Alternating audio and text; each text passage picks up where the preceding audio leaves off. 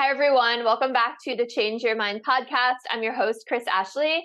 I am so excited for my guest tonight. We're going to talk all about mindset, especially when it comes to women entrepreneurs running a business.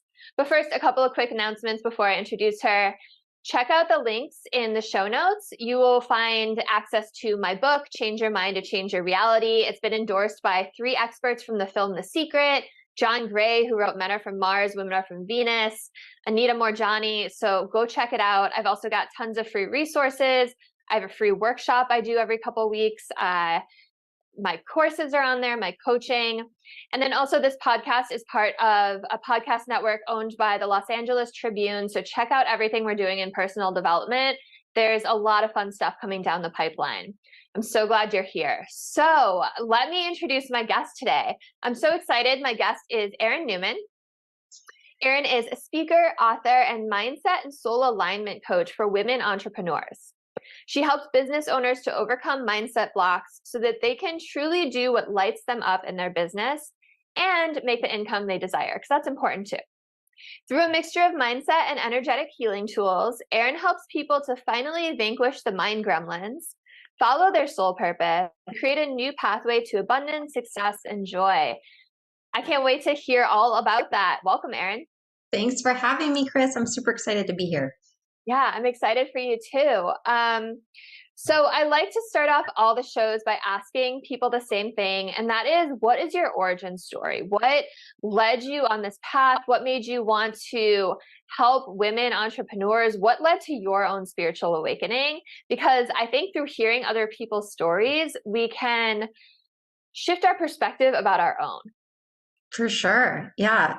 Wow, that's a lot of amazing questions. I don't know if my spiritual awakening was necessarily the same as my desire to help women entrepreneurs, but I mean, they were like parallel tracks, but I guess I started like everyone does in trying to heal myself first, right? I mean, I was raised with a sort of there's never enough money, there's never enough to do the things you want to do sort of mentality. And in my 20s and 30s, the more I read, the more I started to realize that there were other people who thought differently than I did about money, and then thought differently than my family did about money. And that just led me, I mean, I think it was one of many entry points, but it just led me on this journey of personal healing and looking at all of my belief systems around money and income and how hard you have to work in order to have it, and all those things that we believe to be true. And through that process, at some point, I had stayed home after my second son was born, got really bored right away, and was helping other people do their social media. You know, I was doing some freelance writing for other coaches and therapists and people in the wellness space. And I kind of woke up one day and had been asking the universe, like, what is next for me? You know, I mean, it was fun, but it didn't feel like fully landed, you know, like I still had that feeling of like, what am I going to do when I grow up? You know? And at some point in the midst of like a really deep meditation, I just had this insight of, oh my gosh, you can be a coach too. Like there's nothing holding you back from that. And so I went back to school, got a coaching certification, and through the middle of that coaching certification, started realizing that I really loved helping entrepreneurs. You know, I love people who'd already stepped into their passion work. You know, I was like trying to help my life coaching program redesign their website. By the time I got out of it, I was like, you need more of this, and you need some more client testimonials. And, you know, through that process, just really realized these are my favorite people to help. You know, women entrepreneurs who are, stepping into their passion, you know, because I think that's such a unique space when somebody has already committed to and already decided that, hey, I'm going to step outside of the matrix and do this big thing that's scary and continually scary, right? Because each new level brings new places that we have to expand and look into our belief systems. And so, yeah, that was a long-winded answer, but there's a lot in there. Yeah. No, it was a great answer. Thank you so much for sharing. And I'm curious, how were you able to shift your own mindset around money? Because I'm assuming there's a bit of a story there, right? Like when you're growing up being told there's never enough, you carry that belief with you, and I'm sure that affected how much money you were able to make. So as you were reading all these books and shifting your mindset, how were you able to do that? And then I guess two-part question, did you see huge financial shifts after changing your mindset? Absolutely. Yeah. So, I think there's, the things that we can do on the conscious level, the talking about it, the mindset kind of pieces, but really, and I know you do some of this work too, Kris, really doing it on a deeper level, on a subconscious level, on an energetic level, on a somatic level has been for me. And then of course that's what I do with clients too, but that's been the most powerful is I can say, here and now, of course, there's more than enough money. Of course, abundance belongs to all of us. But looking at where those beliefs were being held on my energetic level was the most impactful and absolutely is what helped to shift.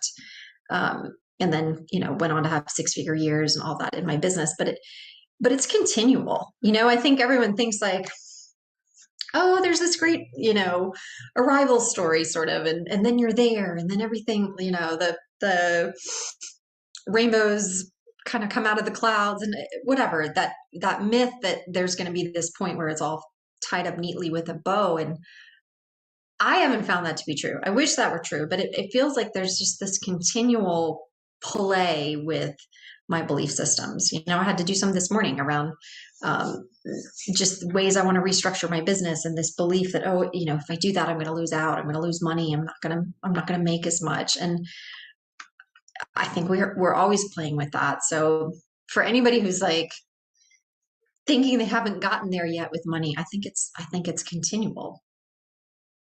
Yeah, and I love the vulnerability in you sharing that, because I think you're right. It's almost like progress isn't linear, right? It's this cycle, right? This spiral, and Yeah. you think, oh, I've made so much and I've conquered that belief and I'm doing so good, and then like the universe or life or whatever you want to say throws something at you, and you're challenged all over again, right?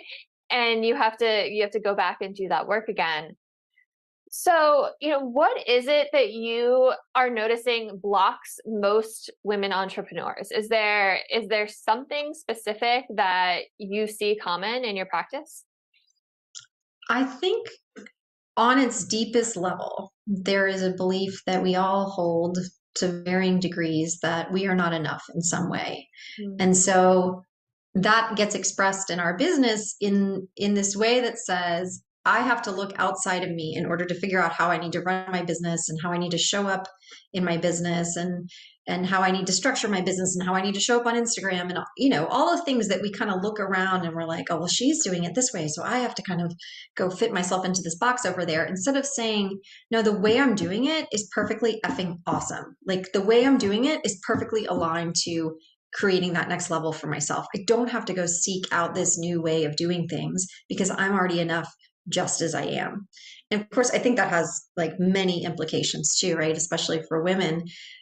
We're looking at things like body image and ageism and sexism. We're looking at all the things where, quote unquote, we don't measure up in some way.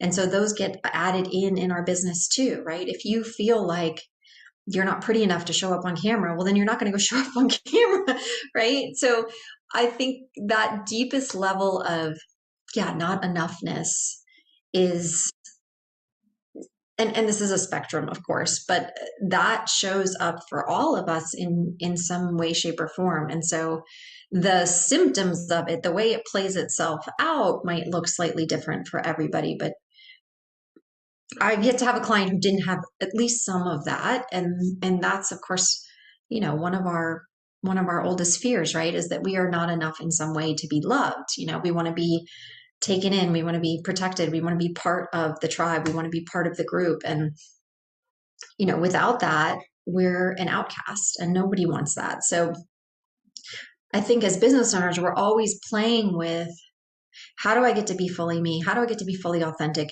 and trust that that is what is going to create the abundance versus do I need to go look like somebody else, be like somebody else, create my funnel like somebody else in order to be accepted and loved and, attract abundance too. So, Yeah, yeah.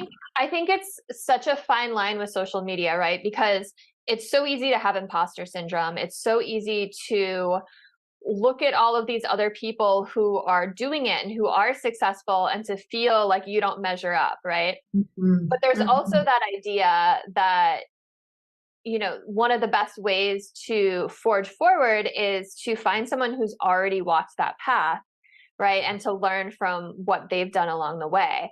So, yeah, social media can be so harmful, but it can also be so helpful in those juxtaposing ways. Right. So how do you help women overcome that? How do you even start that journey of feeling like you're enough or feeling like you can be your authentic self and do it your own way and forge that path and trust that it's going to work even if no one else is doing it that way? Yeah. So I want to answer that on two levels. One is kind of to get back to what you said, Chris, about there can be these people that we look up to that are mentors or coaches or, supporters. And I think the best of those are never saying to you, this is how I do it, follow my plan, step by step, it's going to work. Here's your 5-step plan for success, right? They're saying to you, what feels good to you? What feels right to you in this? Yes, this is how I've created mine, but where do you land in all of that, right? And I think that our clients and the public in general is just becoming way more discerning around that. And they're looking for people who aren't giving them a cookie cutter version of success, right? On the one hand. And then on the other, I think, getting back to what I was saying earlier, like doing that work on the level of those subconscious beliefs is so powerful because again, you and I sitting here, we can have this conversation like, of course you deserve it. Of course you're worthy of $1 million a year, and I believe that, right? You are, of course. And so am I. But does my body believe that? Right? Like, I think if I checked in right now, my body would probably be like, no, we're not ready for that, right? Because of all those beliefs that say, if I were to get to that, all of these things would have to be true about me then.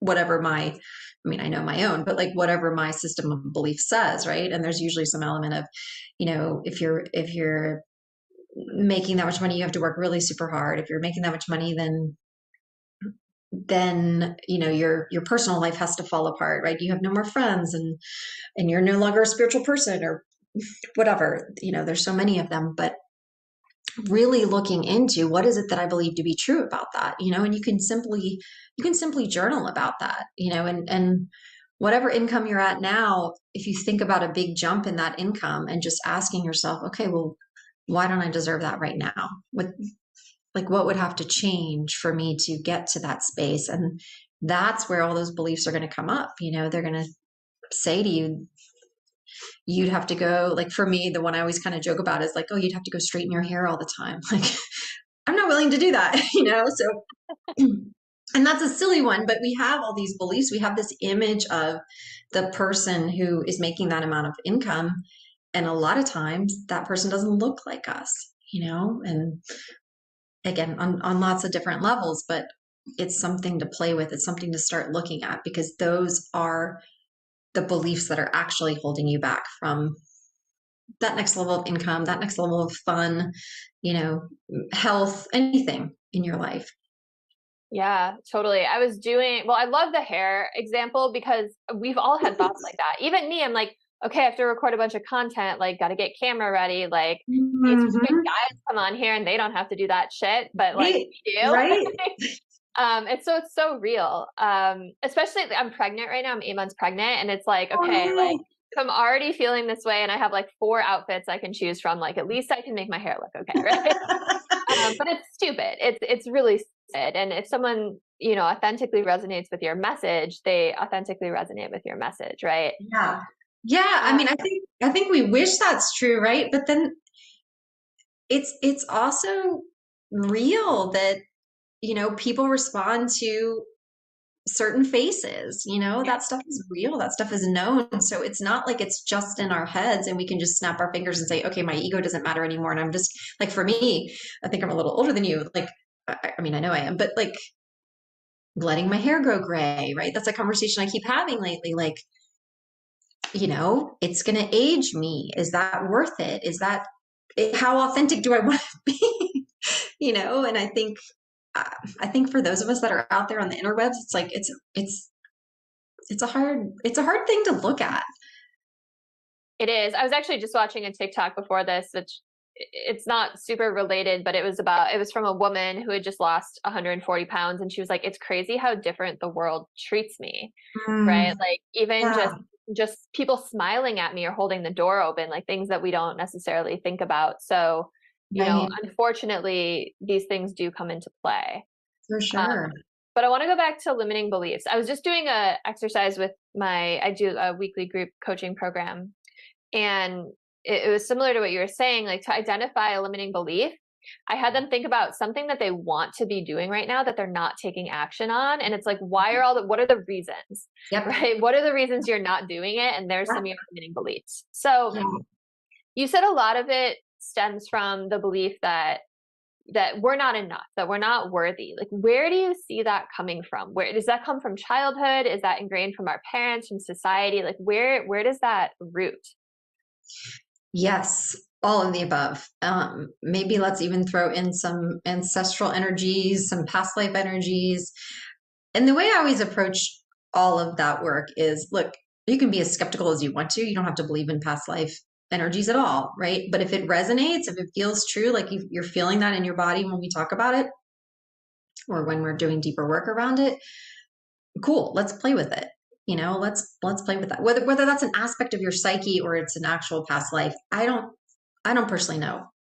But let's play with this and see where this is coming from, because I think we're all energy, right? So obviously what our society believes to be true is impacting us in some way. We were born into this time and place, I think, for a reason, and we were born with this society, right? With these people around us, with this kind of structure around us, which means it's impacting us. We weren't raised by wolves out in the jungle. We were raised, with this society that's giving us these certain beliefs. And then of course our parents, I would say, or primary caregivers, primarily a lot came from them. But then again, like, the example I also give around this is my mother was raised really poor. My grandmother was raised during the Depression, also very, very poor, even more poor, like outdoor outhouse, the whole, that kind of thing.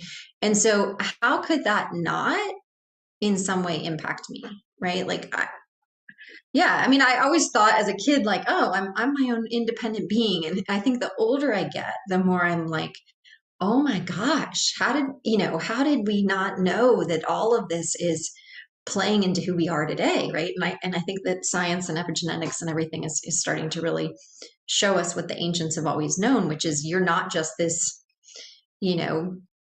mushroom's not even a good example because they're all connected too, but like you're not just this thing that sprouted out of nowhere and with no connection to anybody. No, you are the product of 250,000 years of ancestors who thought a certain way in order to keep you safe, right? Because otherwise you would have died. And so you're that product. You're the product of all those years of people trying to stay safe, to stay part of the tribe, to survive, right? And so our modern brains, for many of us, don't have to be focused so much on survival, but our bodies are still feeling that way, right? And so if we in some way try to break out of the tribe, if we try to do something different, our bodies are going to say to us, that's not safe. That's not okay. You have to conform. You have to be like everybody else. Because again, if you're ostracized, that equaled death. Yeah. Previously and still does to our bodies. So our bodies are like, nope, stay in the box, right? Like stay in this little conforming box. And we know what that box is for our society, right? We know what it is. It's like go to school, get the good grades, get the good job, great, work there until you retire or whatever. Like we have that model. And so again, those of us that are trying to break out of it, it's like your body's going to be continually like, whoa, what are we doing? This is different. So yeah, absolutely. Because we are animals. And it's so interesting because there's so many ways we can look at ourselves, right? Like, I believe that we are souls incarnated here, and we have come to learn specific lessons in this lifetime, and Earth is a school. And like you said, we're born into these circumstances because they are what will allow us to grow and learn those lessons, right? But on the other hand, we're also plugged into these families, right? So it makes so much sense that your grandmother who went through the Great Depression, her opinions and her belief systems and her perspective affected your mother. And then, but before the age of 7, where kids are in theta brainwaves, right? So they're in hypnosis. So it's like the opinions of the adults they grew up around are just programming them. So hearing your mother talk about lack and how there's never enough money, that gets programmed into you. Yep. And then there's that other aspect, like you were saying, like we really are animals at heart, and we don't want to be separated from the herd because that's where danger is, right? There's safety in conformity. So there's so many levels at play, and it's so fascinating to think about it all. And then you add in the past lives, and that's just like a whole other layer, right? It can be. Yeah. Yeah. No, it was interesting. So I went on a 7-year infertility journey, and I did a past life regression. I'm such a big Dolores Cannon fan, so I got a QHH. Oh yeah. Yeah, I love her work. But I learned that like lifetimes ago, I was this man and his son was sent to war against his will. And when they brought back his son's dead body, he made this vow that he was never going to have children again.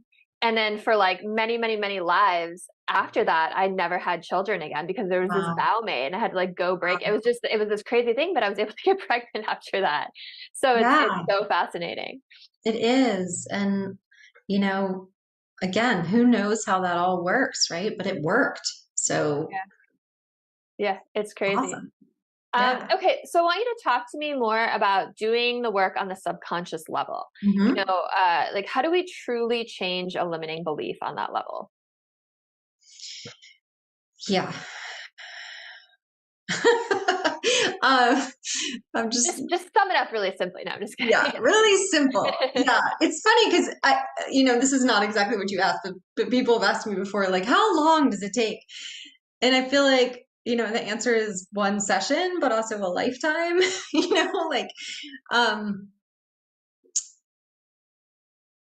I love to look at. I always think of it kind of like a funnel, basically, where we come in with the symptoms. I'm not making enough in my business, or I'm having inconsistent income, or I can't raise my prices, or, whatever you're coming in with as sort of like the upper level of that funnel. And then moving down into, okay, well, what else is coming up around that? Feelings, emotions, thoughts, and then funneling way down into that earliest memory that people can find. And sometimes I do this with hypnosis, and we can also do it with tapping, but looking into that earliest memory that somebody can find that's associated with that belief that says, you have to work really hard to make money, or it's not safe for me to make money, or I'm not allowed to be wealthy, or I'm not deserving. And looking at where we first heard that. And again, that can sometimes be a past life, but usually we just start with earliest childhood memory, and then disassociating that memory from the belief. So you still know that the thing happened, right? It's not like you totally forget that this thing happened, but disassociating it in those neural pathways so that the next time something happens in your business, or the next time somebody says no, or the next time you don't make the sale or whatever, it's not continuing to make that sort of etched groove in your mind that says, well, I'm not worthy and deserving of having any money at all, or I'm not allowed to do this without working myself to the bone, whatever belief system you created.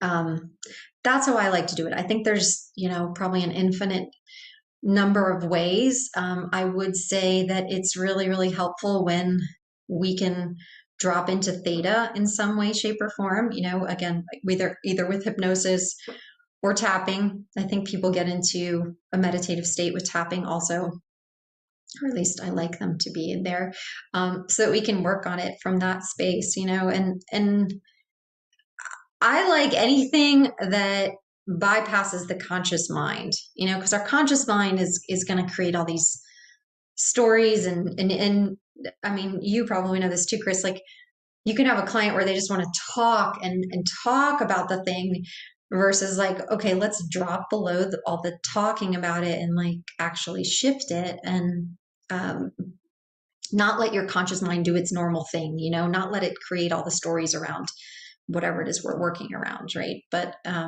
really look into what is that belief that I believe to be true, and then where did that come from, so we can shift it.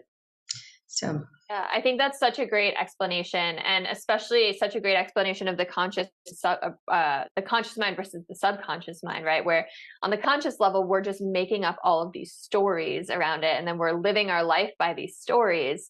And really, it's just a bunch of stuff that we're making up because of fear or because of those feelings of unworthiness.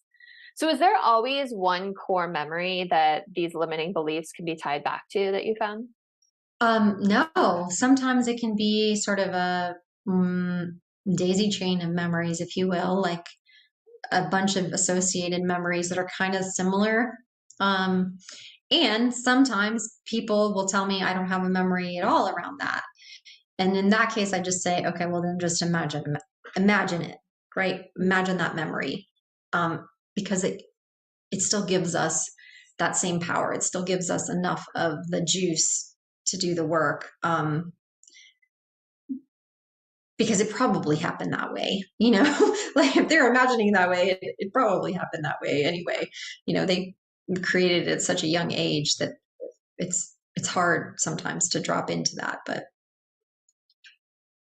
yeah, I was wondering about that myself too, just trying to, as you're talking, trying to think about like my own blocks and trace it back to a memory. Although it's hard to do that on a conscious level sometimes, right? Sometimes you need to go. it is. Yeah, totally.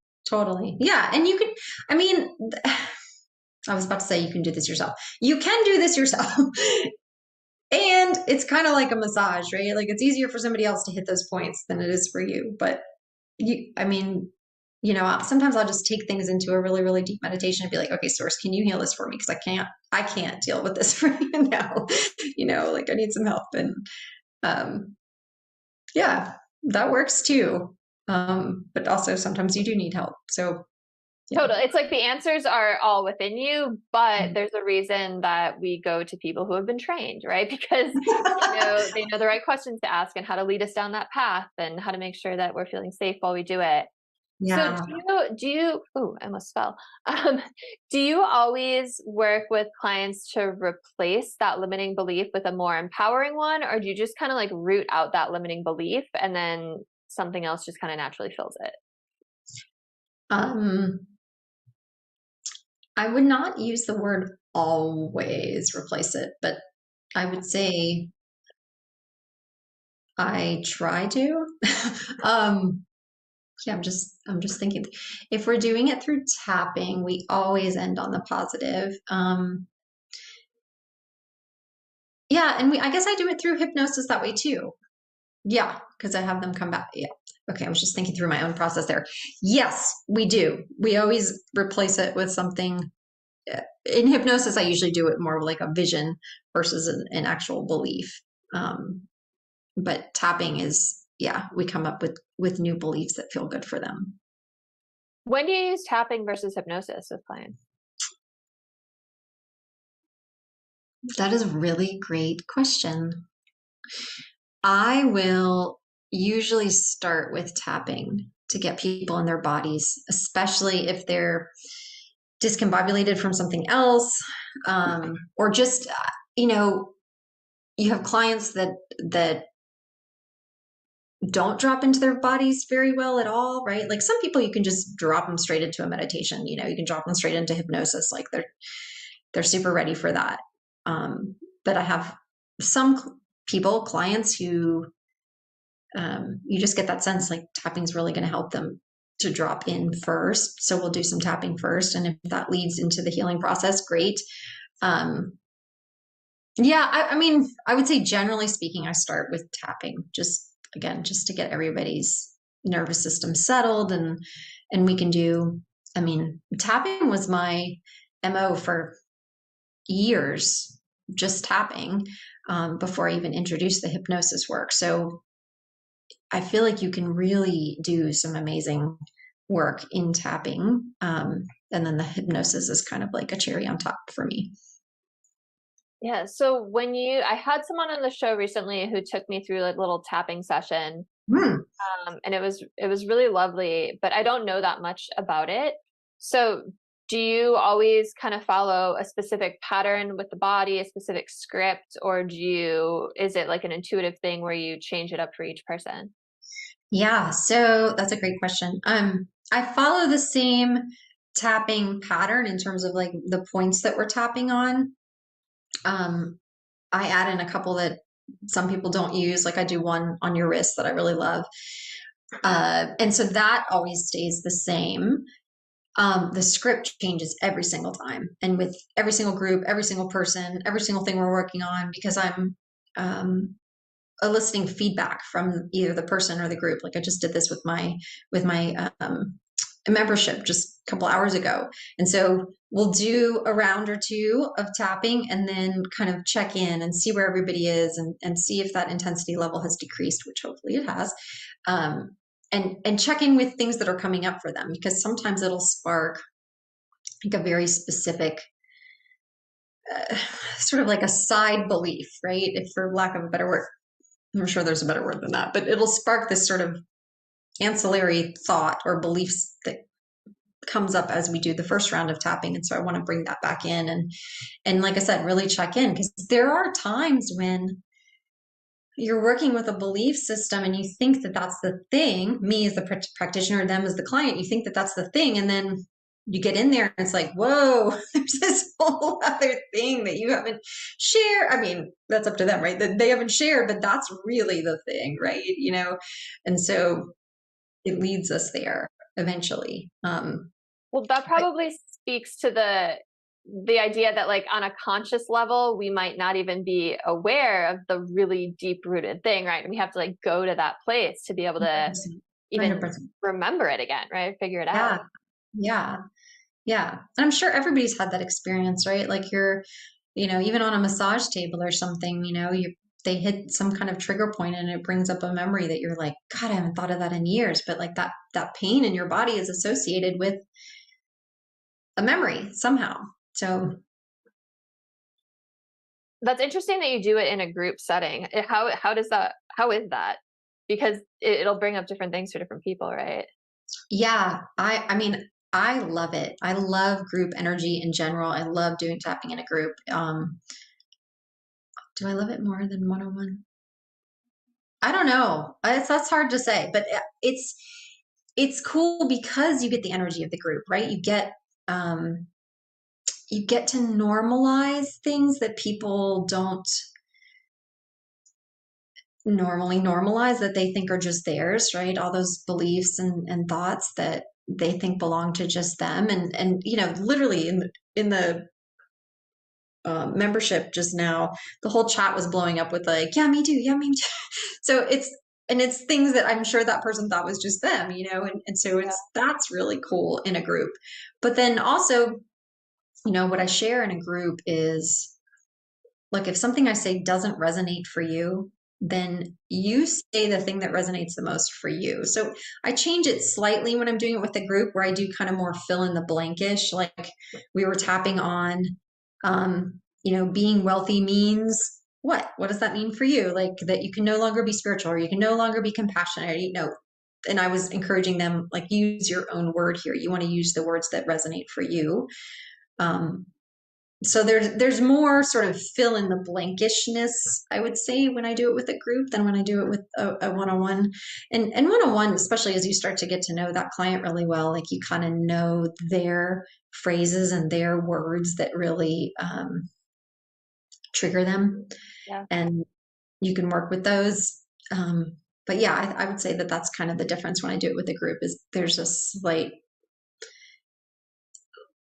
slightly more open space for them to kind of use their own words.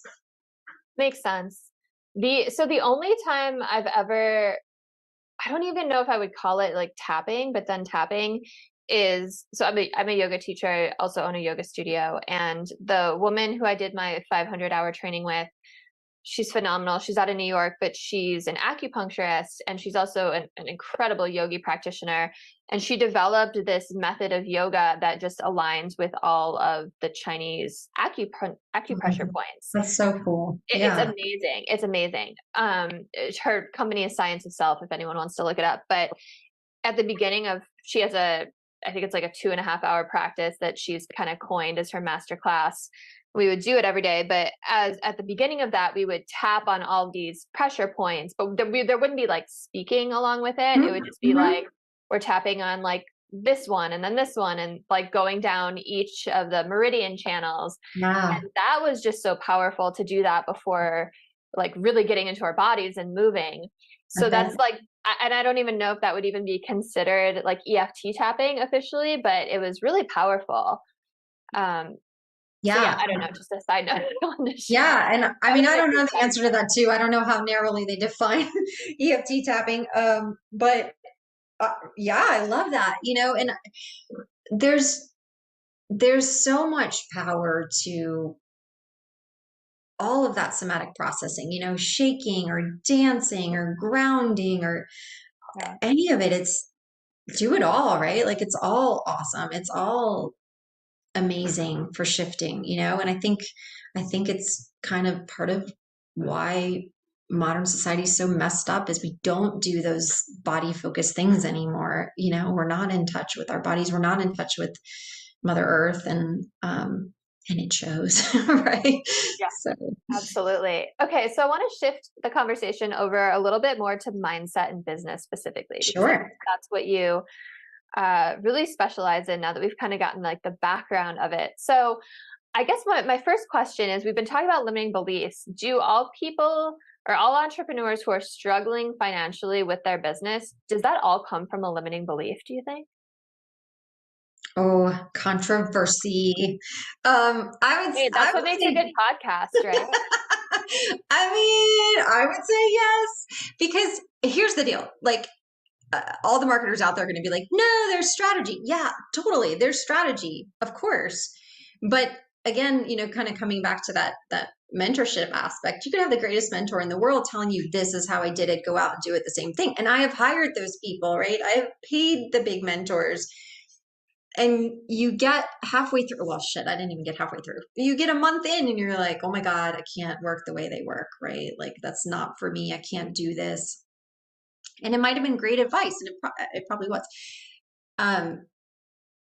But if my mindset is one of, I can't do this, which it was, I wasn't never going to have the level of success that they had doing it the way that they did it, And so the mindset always has to come first, right? The belief that you can do it, that you're deserving of it, that you're allowed to, that you're safe to, blah, blah, blah, whatever, always has to come first. I was actually thinking about this earlier. Like, we could all right now go out on our websites and update our pricing to be $1 million, right? Like, it's $1 million to work with me for 6 months or whatever.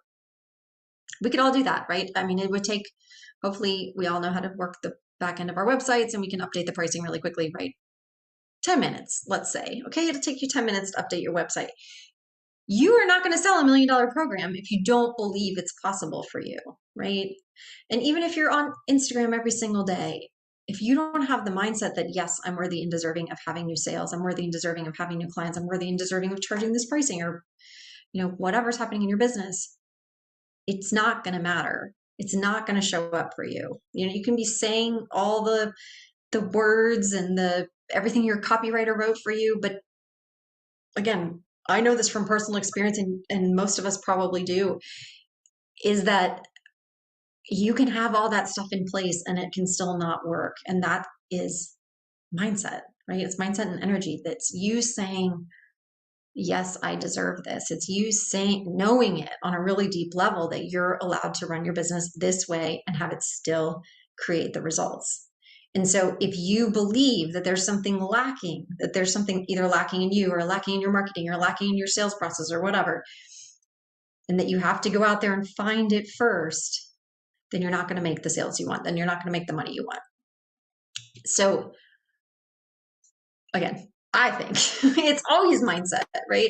And that's not a like we were saying in the beginning, that's not a like I snap my fingers, it's done, it's over. I'm all perfect on my mindset now. I never have to think about it again. It's continual for sure. But if you have the right mindset, then all of those logistic things follow from that, right? If you say to yourself, yeah, I'm worthy of this, yeah, I'm deserving of this, then you'll figure out the right words. Then you'll figure out how to set up a website or pay somebody else for it or whatever. But like without that, none of the rest of it matters. Yeah, I mean, I totally agree with you. And I think that that's so important. So for listeners right now, anyone who is feeling stuck, who's, doing all the right things on paper with their marketing, with their sales, with, whatever, whatever funnels they have, whatever webinars they have, and it's still not working, then maybe we need to look at the mindset piece. And I think that that's hard for people sometimes when they don't feel like they have a limiting belief, right? When they're like, there's nothing consciously coming up. Like, yeah, I feel like I'm deserving, but I'm feeling stuck, and that's frustrating. So, maybe it is worth exploring with an expert who can guide you through that, right? Yeah. Or again, if you don't think you have a limiting belief, like picture that person who's successful. Does it look like you? Just check in.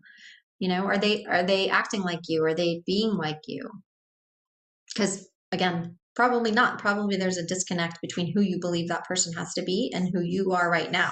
Because the version of you who's you right now should be able to have the $1 million business, right? Like you don't need to change in order to have that $1 million business. And again, we all know this on a conscious level, but right, like when I picture her, she still has freaking straight hair. So like clearly I don't believe it, right? So one of those things has to change.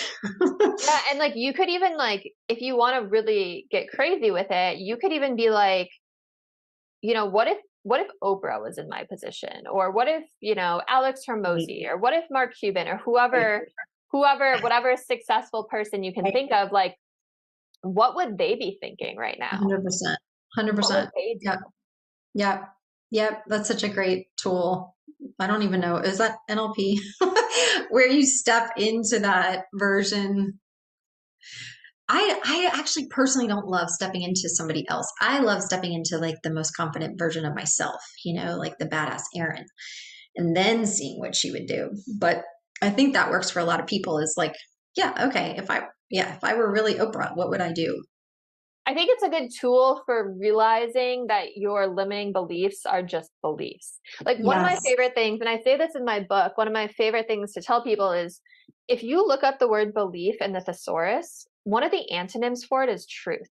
And that just blows people's mind because belief is the opposite of truth. And if you think about it, your beliefs are just like fallacies or opinions or even like lies you tell yourself, right? They're not founded in truth.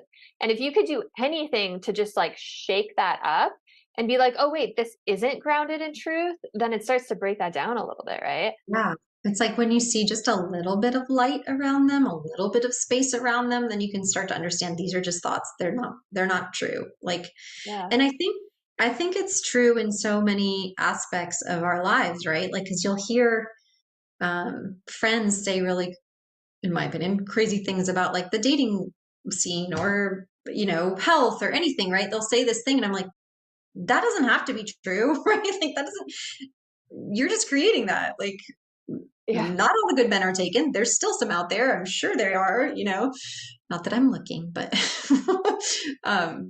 right. Like, and it's like, you can just see how that plays out in their world, but it's harder for us, of course, to see it in our own world, right? We can easily see it for somebody else, but looking at your own business, you're like, oh no, that's absolutely true. That's not a limiting belief.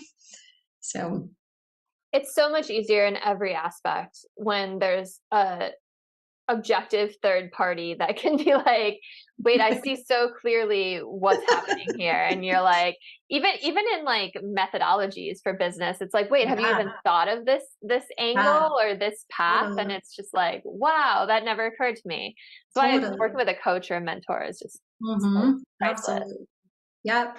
Yeah. And working with one that you feel super safe around too, Mhm. because, I think again, at this point, most of us have had that experience of like somebody kind of telling you their version of it and that feeling of like, well, that's never going to work for me. That's never going to fit with me. I know that right now. And um yeah, I think we all have, well, I shouldn't say everyone, but I feel like a lot of us have crossed that Rubicon and said like, no more. I'm not going to do it that way anymore. Yeah.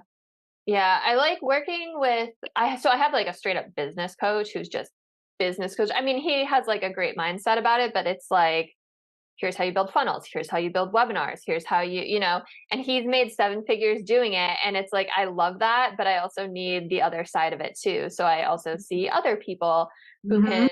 can help with the more, I don't know, the more nervous system mindset, all of that, Yep. the mentally side of it. Totally. So Totally. you kind of answered this, but I want to just ask you outright, what is the mindset needed to run a business? Like, or even like, what is the mindset needed to sell $1 million coaching program? Like you were to use your own example. Oh, well, I wish I knew the answer to that part, but um, it's I can do this, right? It's I deserve this. I'm allowed to do this. Why not me?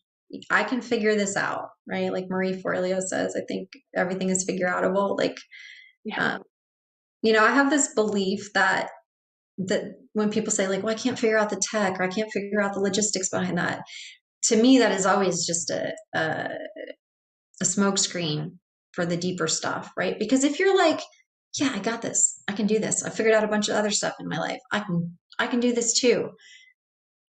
I mean, then you go Google a thing and you figure it out. Or again, you pay somebody, right? You find somebody on Fiverr to do it for you. But it all stems from that mindset of, yeah, I can do this. I'm just as deserving as anybody else. I'm just as smart as everybody else. I'm just as personable, whatever your version of that is. But yeah, the things that hold us back from that are our own versions of all those reasons that you were maybe just listing in your head of, well, I can't. That's the $1 million business is a great example, right? Or $1 million program, such a great example because it really will pull up all of those versions of, well, not that's not for me. Cool, that's great for them to talk about. Cool, that's great for them because they're blah blah blah, blah whatever.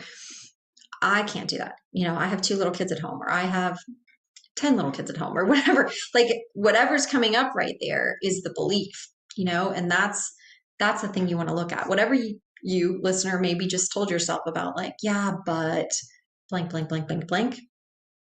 Those are the beliefs, those are the beliefs that hold us all back. And I mean, again, I know what mine are, but you want to look into them for yourself and see what's there.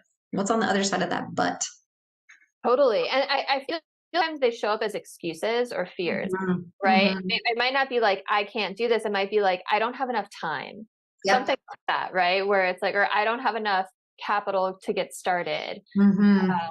Where it's still a limiting belief under there, Yep. but it's Yep. it's being sneaky and showing up as an excuse. Yes, totally. And it's showing up as an excuse that a lot of our society buys into, right? Like the capital one that you just said. I hear from, actually, I don't hear this usually, I see it on Facebook, but somebody will say, like, oh, well, I just need an investor first. And I'm like, that is not how it works.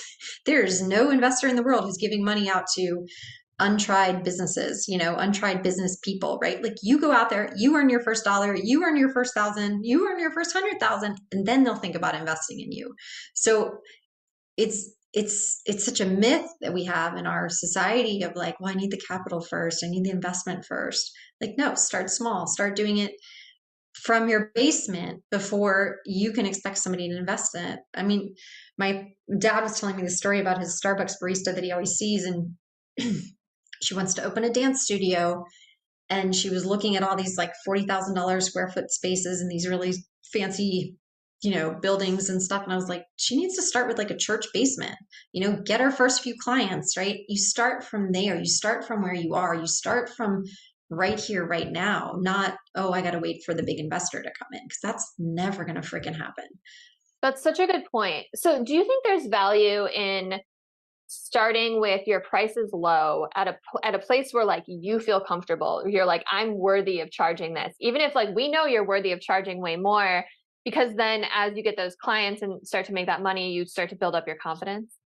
100%. And pricing is so subjective, right? And it has to feel good to you, because otherwise you won't sell it. Just like I said, the $1 million thing, we can all go try and change our websites right now. I'm never going to sell $1 million program until I really feel like my worth is there. Right. And so, yeah, absolutely. Start in that space where you're not going to feel resentful of if that person actually signs up. But also, you're not going to feel so scared to name that price if someone asks you what your pricing is. Like if you're stumbling over your pricing, or you forgetting is one of my favorites too. If you forget what your pricing is, that's a warning sign. You should be able to say your pricing and just put a period at the end of it, like, boop, done. Mic drop, let the person speak after that, right? And so if you don't feel like you can do that, your pricing may be too high. And I like that you said that, like, that you're not resentful. Talk a little bit more about that. Well, I think if you're a brand new business owner, you might not have any idea what I'm talking about. And you're gonna be like, I just want clients. Great. Go out and get a bunch of clients at that really low price and then see how you feel. Let us know. But if you've had more than 1 or 2 clients. The really needy ones, right? Yes. But so short side note, I started out life coaching business. I was charging $50 an hour, and it was never an hour. Those people would be at my house for like 3 hours. I'd get paid my $50 and I'd be so exhausted afterwards. And exhaustion is maybe another clue for that resentment feeling. Like if you feel totally exhausted after that client session, like either that's not an ideal client, or most likely, especially if you're still just starting out, the price is too low. And again, you'll take a couple of those clients and be like, oh my God, I can't believe I just did all of that work for X, right? And you'll know, okay, next client, I need to raise my rates, right? And yes, you get to do that even if you've only had 2 clients, right? If you're feeling that resentment feeling, go ahead and raise your prices. Just let them know my prices are now X, right? Unless you've contracted with them for something else. But again, most of the time, these are not like the huge deals that we think they are, like we think it's this whole huge deal to go raise our prices, and it probably just takes 10 minutes, even if you have to send a 10-minute email, like, hey, my prices have gone up, here it is. But it's all that inner stuff of like, well, now they're going to think I'm, a bitch. Now they're going to think I am selfish. Now they're going to think I charge too much, right? All that stuff that comes up around it. Yeah, it's such a hard thing, especially like when you're trying to sell to people too, and they're like, oh, I just don't have the money right now, or oh, like I just lost my job and I can't do it, or why? Oh, my favorite is, if you're here to help people, why are you even charging? Shouldn't you do it for free? I want to be like, do your doctors do it for free? I think you should say that. I haven't heard that one in a long time. So I think that's more like an internet troll one that I hear. Yeah, that's more like, yes. More than like, I don't think people say that I don't think I've ever had anyone say that to my face, but yeah. Yes, internet trolls, but they're internet trolls for a reason, right? Like they're not going out and paying for their own self-development work. So yeah. Totally. Yeah. So is there anything we didn't touch on that you really want to leave people with that you feel is really important to get out there?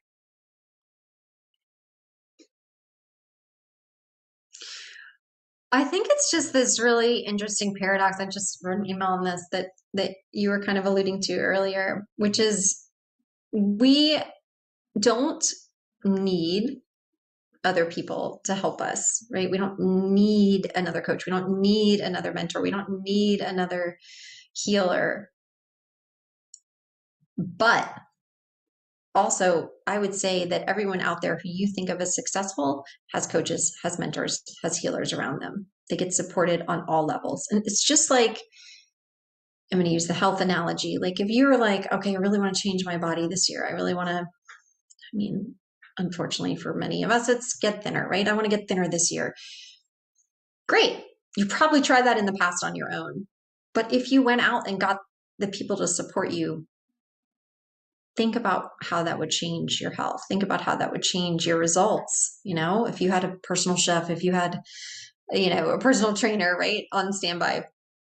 And it's the same thing in your business. Yeah, you can do this all yourself, but every single person you see who is successful out there is getting support because it's hard to do it on your own. It's really hard. And to me, that's kind of like the paradox of, sorry, dog, of being a coach and a healer, which is, I don't want anyone to need me.